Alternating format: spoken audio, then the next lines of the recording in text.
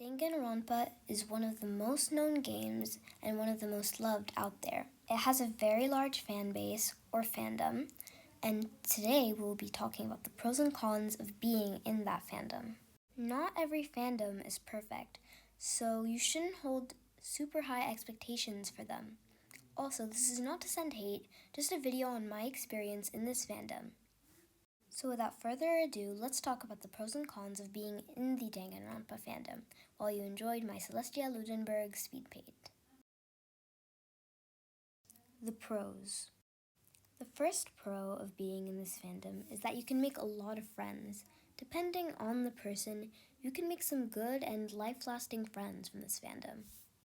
There are also a lot of toxic people in this fandom as well, like in any other, but we'll get to those people later in the cons. The second pro of being in this fandom is that you can find amazing fan art. Now, I don't think this includes mine, but the fan art that you can find in this fandom is absolutely immaculate, chef's kiss. And the original is great as well. So only based off of that, you might see amazing, beautiful pieces like I have. Speaking of fan art, let's talk about fan fiction. The fan fiction in this fandom is amazing, just as good and deserving of a chef's kiss as the fan art. As long as you find the right ones, you'll find great pieces of fan fiction, but it's also best to have played all the games or watched all the seasons, since some fan fictions may contain some spoilers you would not like to see. So the last pro we will be talking about today is the cosplayers, the Danganronpa cosplayers. The Danganronpa cosplayers are just so talented. It's amazing, especially how they make their wigs. It's so extravagant and amazing, especially the Nagito and the Junko wigs. I don't know how people make those, and they just look amazing. So the cosplays are absolutely beautiful, and I love them. They're great. The cons. So the first con is that you'll find a lot of spoilers. A lot of spoilers.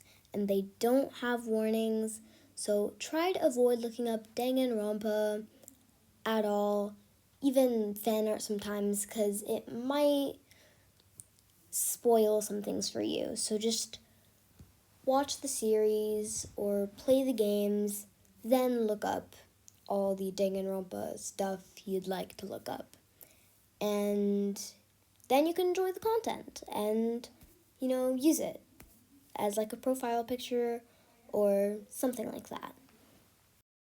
So the second and last con we're going to be talking about today is the toxic shippers, or just the toxic people in Danganronpa.